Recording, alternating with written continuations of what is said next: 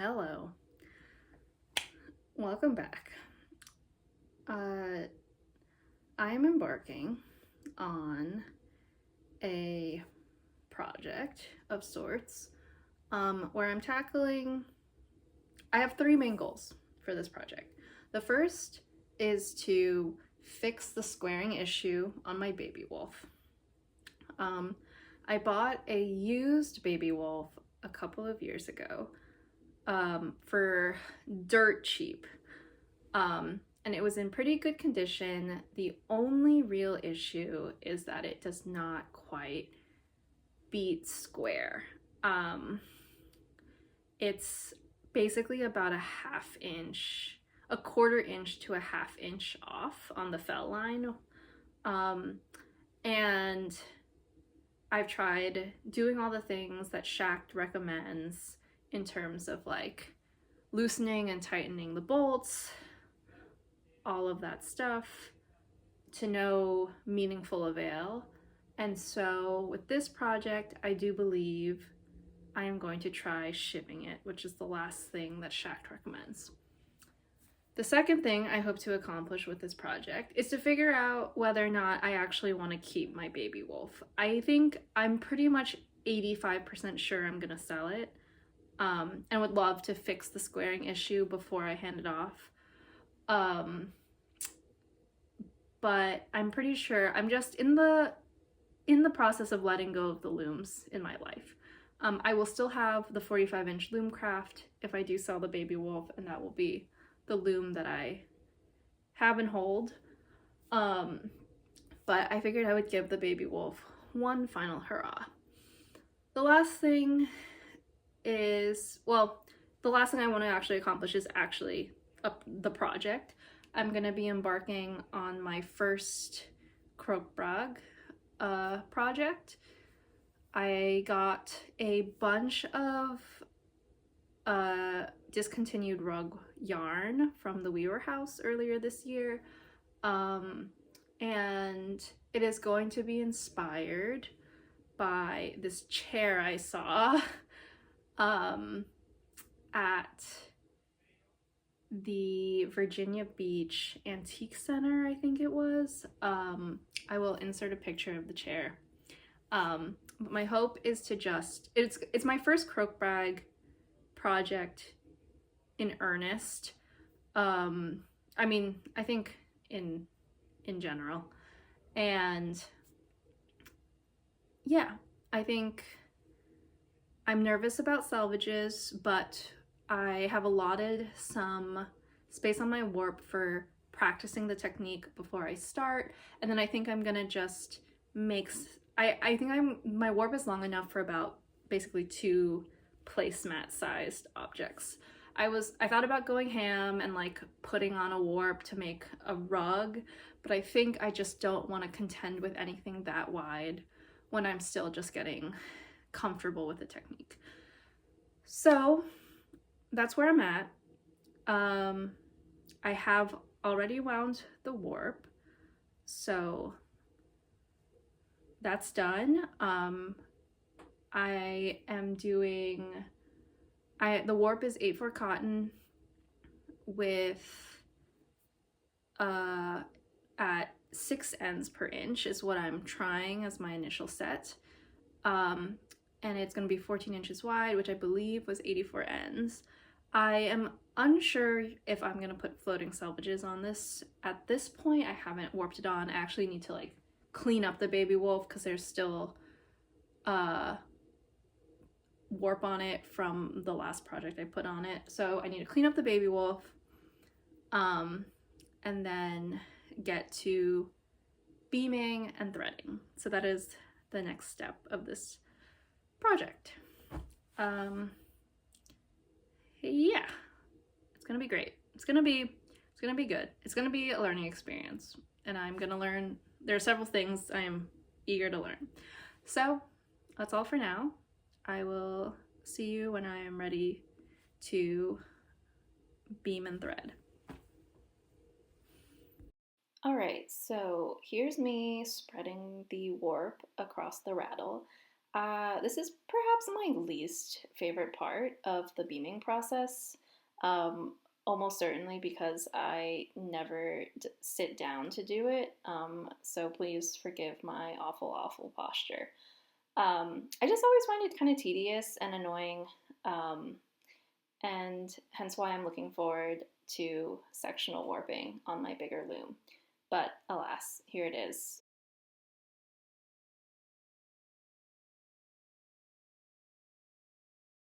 All right, so this is me threading the loom. Krokbragd is pretty simple. I think it's just it's like a point twill, right? So it was like 3-2-1-2, 3-2-1-2.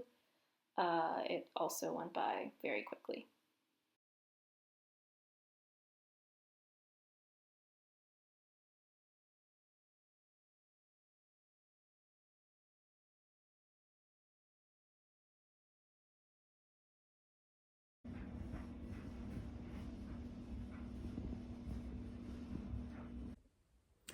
Hello, welcome back. It is now the next day. I attempted to capture most of the beaming and threading process. I think I ran out of storage halfway through beaming, and so oops. But I mean, it's such a short warp. It was really like unremarkable as far as beaming goes. Um, but I got it all spread out in the rattle and then all threaded. I think that was my fastest threading ever. It probably took like 45 minutes total to beam and thread.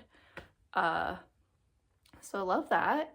I do feel nervous that I'm gonna need to change my set, depending on how my weft threads behave.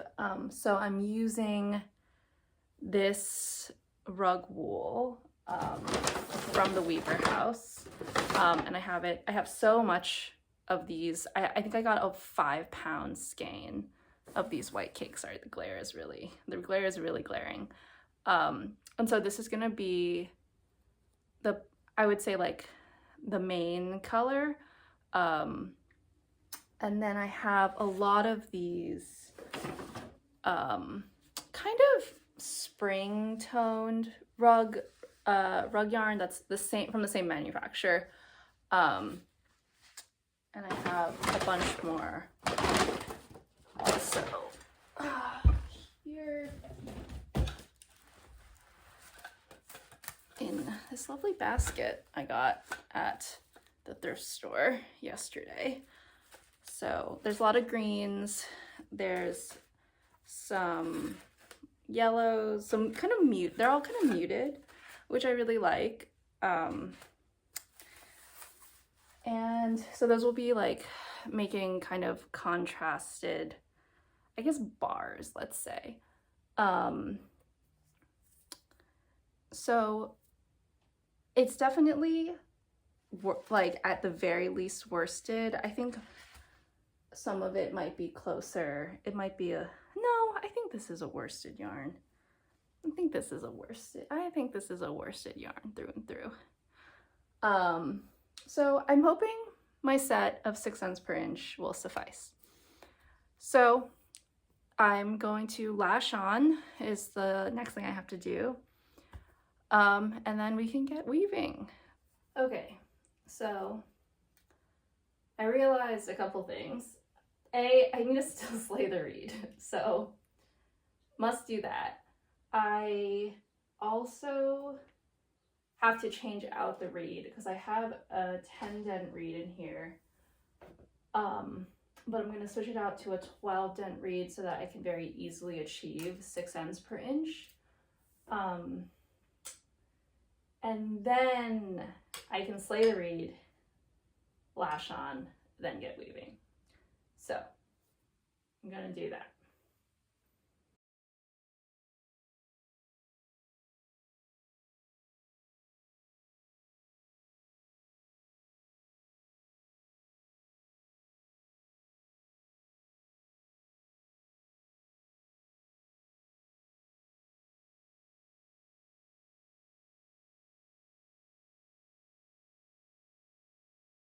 So we are all lashed on to the best of my ability. I'm definitely turning the tension up once I start weaving because krokbragd needs pretty high tension. We'll see how the baby wolf holds up with that. I also have done my treadle tie-ups. So we have on the first treadle raising shafts 2 and 3. We have on the second treadle raising shafts 1 and 3. And then we have the third treadle raising shafts 1 and 2. And I think everything looks good. I still have more of these sticks in, but I'm getting clean sheds all around. So heck yeah. Usually I have issues with slaying the reed and either like missing slots or skipping over slots or putting too many close together. So we shall see and hope for the best here.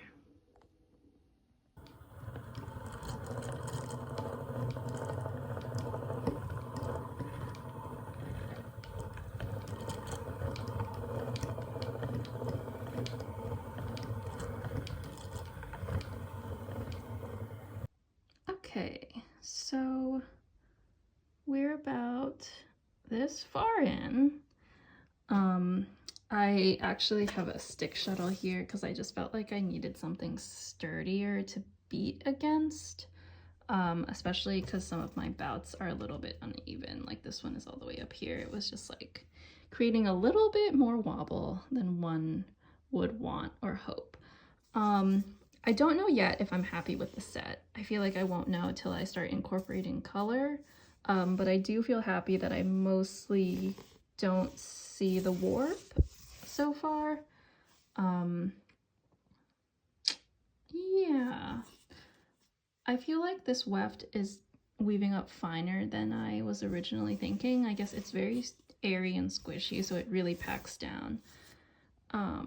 But we'll see. I think I've allotted like myself at least like 6 inches for just like trial and error.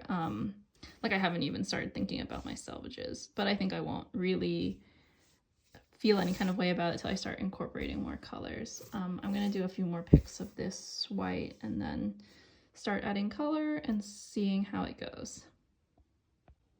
Okay, these are a lot of frequent updates, I know, but I added color and I think it's looking okay.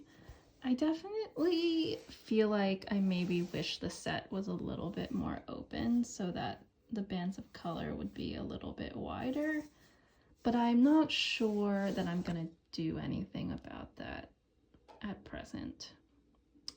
And it might just be something I take with me into a future project because I definitely have enough of this rug wool to do many, many, many projects. And so I might just take this as a learning experience and continue onward. I'm gonna incorporate another shuttle with a third color and we're gonna see how that goes. So far I'm pretty happy with my selvages. They're not bad by all means. We'll see what happens with a third color. Does anyone have a good system for clearing bobbins? I feel like I bought a pack of maybe like 10 or 15 bobbins when I just started out weaving, and I just feel like they're all occupied with varying amounts of weft yarn from previous projects, and it feels like I don't know what to do like with these extra bits, and it feels wasteful to just throw them in the thrown pile, but maybe that's just what I have to do. But also I'm just like, when I'm filling bobbins, how do I better gauge how much weft I'll actually need? Especially when I'm at the end of a project where like I don't want to fill up a whole bobbin if I just have like, you know, an inch or two to go. But I don't want to end up like undershooting and then having all of these ends to weave in. So I don't know, haven't mastered that yet, but I now have all the bobbins I need for this project. So problem for future me to solve, perhaps. So we've added a third color, which is this yellow here. my salvages are suffering a little bit. I also don't think this is the pattern I'm gonna end up doing for the actual placemats, looking at my reference image. I think what I'll do is just, I think part of me really wants the bars of color to be wider. So I think what I might try next is, so this is on shaft 1, the green, the yellow's on shaft 3, and then the white is on shafts 2. And I think what I might do is do green on shafts 2 and 3, so it's a wider band of color, and then leave shaft, or this is shaft 1 and 2, sorry. So doing shaft 1 and 2 with this green or whatever contrasting color I'm using, and then leaving shafts 3 with white. And I'm hoping that keeps my salvages nice, maybe, and creates wider bands of color that feel more substantial, I guess. So we'll see, perhaps. Hello, good morning. It is many days later since I've last checked in with this weaving project. And lo and behold, I have decided to, I don't want to say scrap the project, but to potentially put the project on hold. The Weaver House in Philly, where I recently took a class, put out a call for submissions for their like holiday show. And I thought maybe I would make something to submit. And of course, like the krokbragd project would qualify, because I like all of this rug warp or rug weft, rug yarn is from Weaver House. But submissions are due in like 2 days. It's the 12th. I think submissions are due like on the 14th by midnight. So I am certainly not going to be able to finish a krokbragd piece of any meaningful scale before then. And so I'm going to cut this project off, potentially revisit it at a later date and time. And we are going to rethread, reslay, totally change everything up. So, my plan is to cut this project off the loom. I had a few patterns in mind. It's most likely going to be an overshot pattern. I think it was called the Shuttlecraft Book of Hand Weaving, something like that. It's one of those like classic weaving books. And what I'm going to do is use a few different things that I've gotten from Weaver House. So I'm going to be using the open reed, and I'm going to be using a few fun wefts, and it's going to be, I think, largely experimental, but we'll see. So if this doesn't work out, no harm, no foul. I think at the end of the day, I will have learned something at the very least. So let's get moving because I have 2 days. All right. If you were curious, this is about as far as I got with the krokbragd.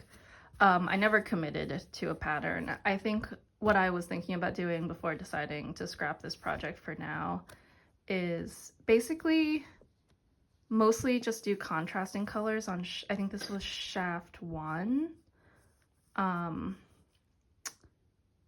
And, you know, just having these lines of color and then transitioning them kind of like this, so there's different bands. And then I think like eventually staggering them upwards, but that's for a later date and time. So I'm gonna cut this off, and yeah, cut this off. I mean, luckily it's still really only like 84 warp ends, so this should go pretty quickly to get it rethreaded and reslayed and all of that fun stuff. Okay, I forgot to do what I should have done, which was put my leaf sticks back in to recreate my cross, but I just cut it off. So, oops. I'm not super concerned. I'm just gonna take threading really slowly and easily. I also did a really good job, which I don't usually do, with like beaming on the warp, and so things are pretty laid out on the back beam in an organized and sequential way. So I'm not gonna fret too much about having not preserved my cross. And then yeah.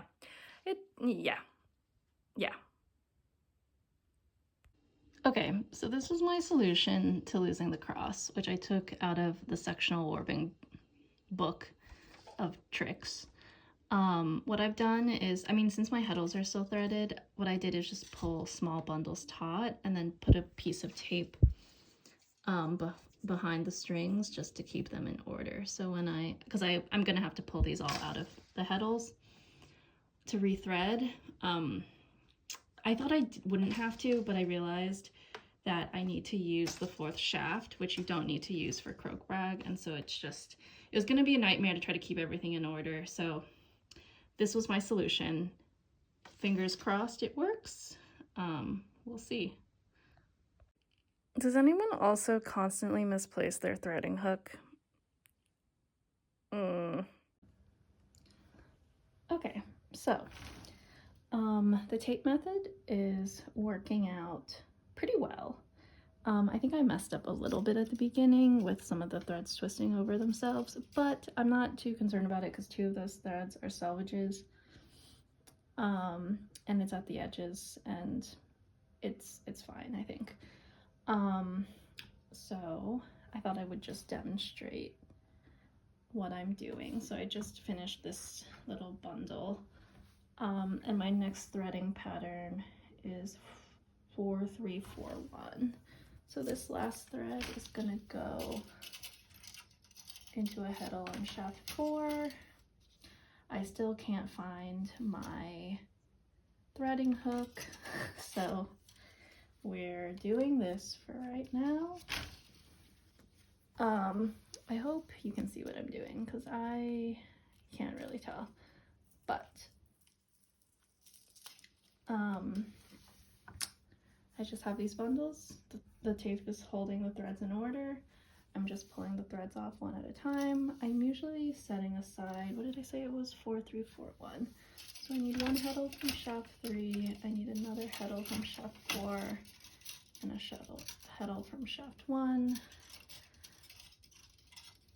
So I already did 4. Next is 3.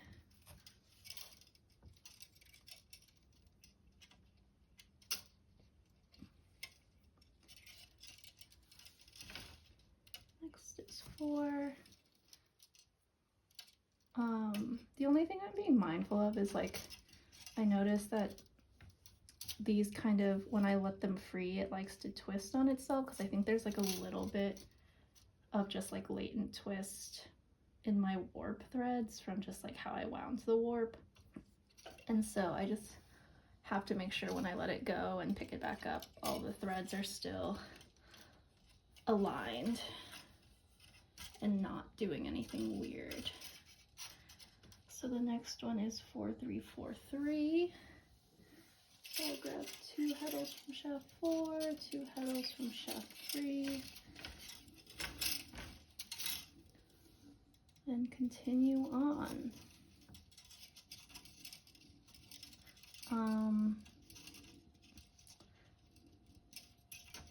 I haven't, well, I feel like I have several incoming things to think about. I'm going to be using an open reed,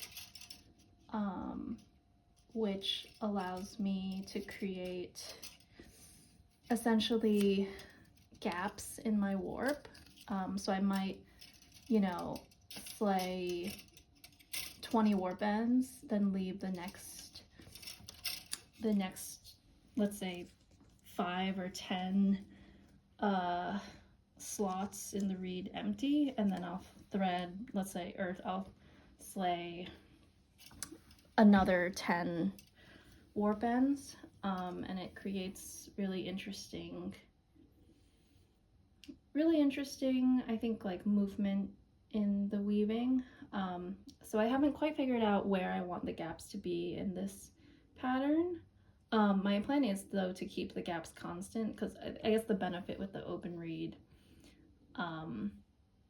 is that you can move your warp threads around, so you can shift where those gaps are. I don't think I'm going to do that for this project, which also then makes me think I don't have to use the open reed, because I'll show you the open reed. The benefit of the open reed is that you take the top off the reed so that you can shift your warp threads, whereas if it's a regular reed, once you've started weaving, they're in the slots, you're not going to be able to move your warp threads. But I think I probably will use the open reed, just so I have the option to move my warp threads around if I want to. I might not, and I think at the end of the day that's also okay. The next one is 4143.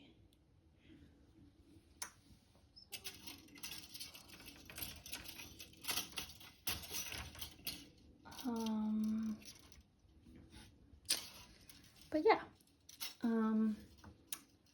this is working out pretty well. I guess just think I would much prefer this actually as opposed to threading from across,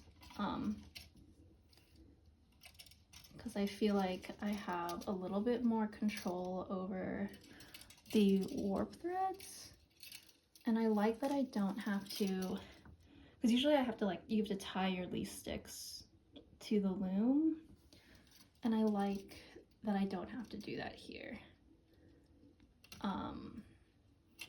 So pretty pleased with this solution. But yeah, I'm almost done threading. I just have 2 more bundles after this one, and then I'll have to slay. Oops, lost that last thread. I really truly cannot find my slay hook, so it's gonna be, I think, a little bit annoying to slay the reed, but what are you gonna do? So I'm gonna finish this, and I will come back when it is time to slay the reed. All right, so my heddles are rethreaded. I have the open reed now on the loom. What is special about it is that this comes off so that it exposes all of the dents in the reed, so that, you know, let's say midway through weaving, you could rearrange, as in, I guess the point of it is to leave, you can leave gaps, and then it'll create some like undulating threads in your weaving, and then you can move them around. I'm not sure yet. I'm definitely leaving some spaces in my weaving, but I'm not sure yet if I want to move them around.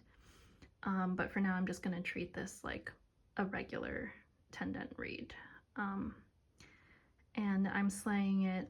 I have 82 ends, but I'm actually going to slay it across 120 slots, leaving me basically 2 gaps that are going to be 20 slots wide. So we'll see how that goes. So the piece should be about 12 inches. Yeah, I will come back when I've made some progress. So I finished slaying the reed. At first, when thinking about, as you can see, there's these gaps in my warp, which is what the open reed is for.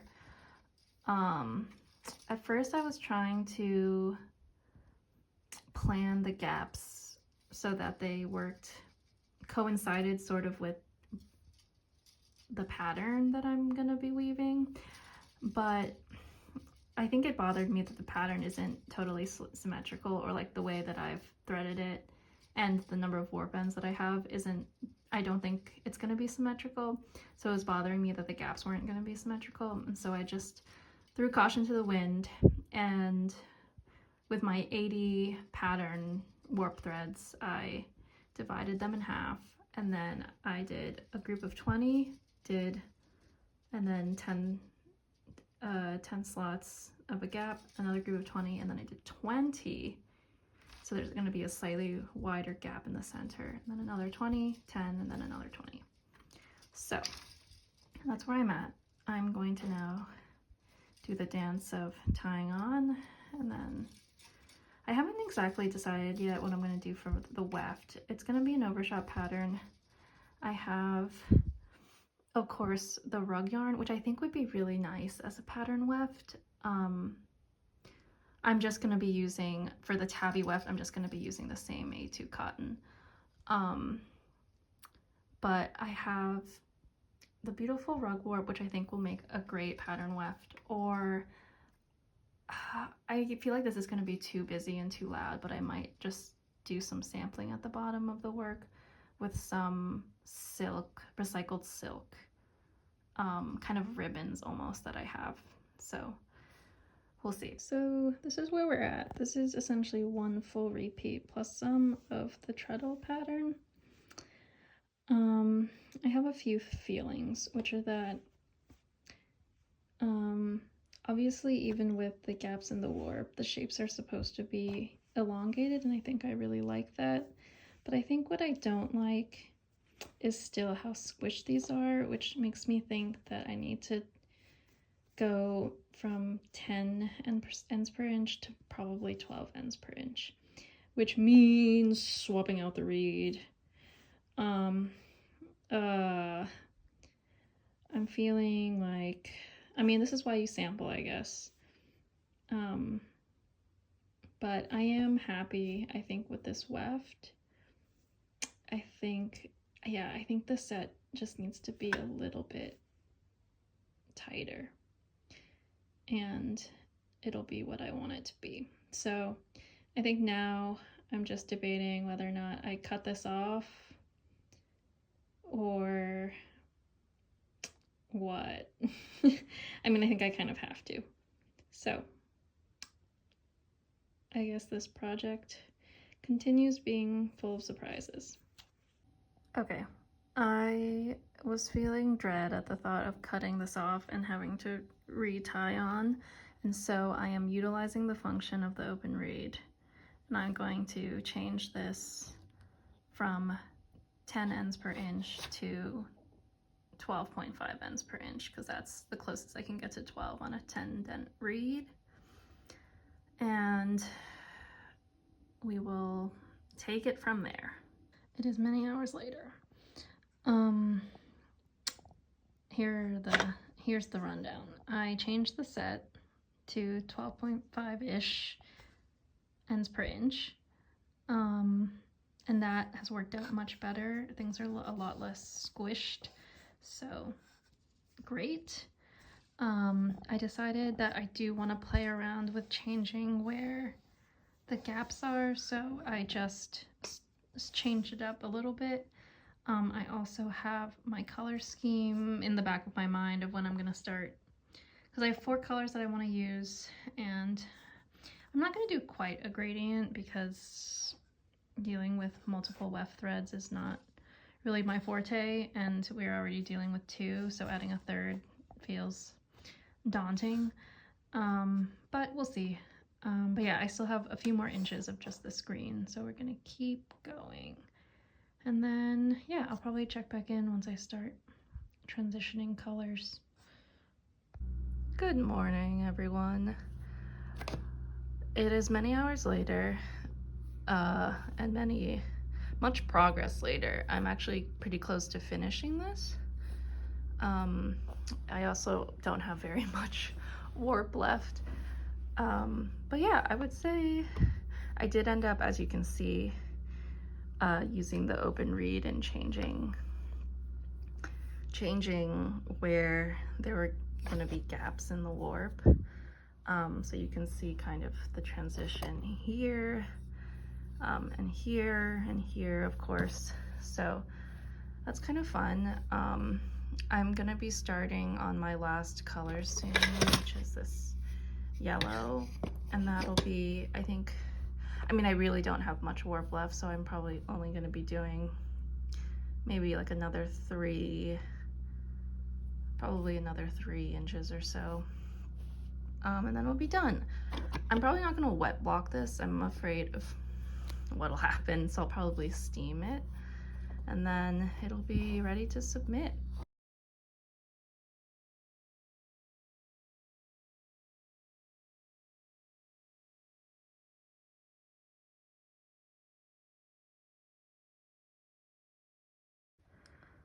Okay, so I think I'm more or less done. I reached, I guess, what I felt like was a good stopping point for this pattern. I also am at the very, very, very, very end of my warp, and so my shed has been so small just trying to do these last few picks. But all I have to do now is hem stitch, and yeah, we have made it, and with like a whole day to spare before the submission is due.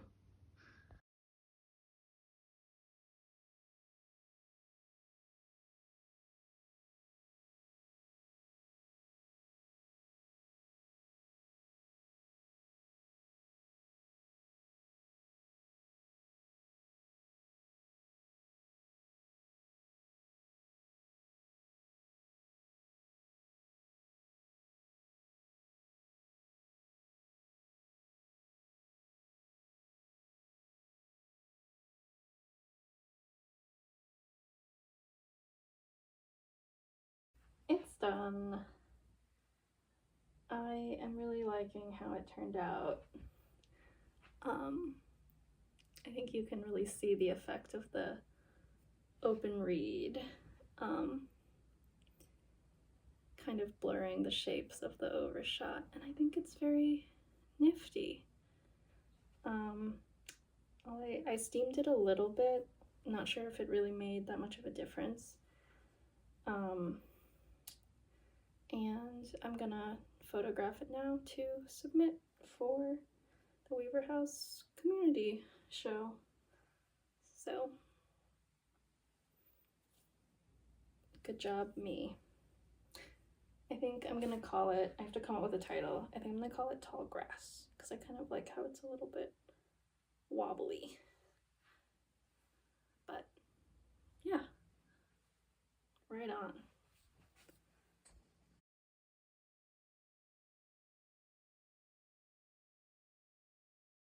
Hello. We've reached the end of this video. If you've stuck it out for the whole thing, congratulations and thank you.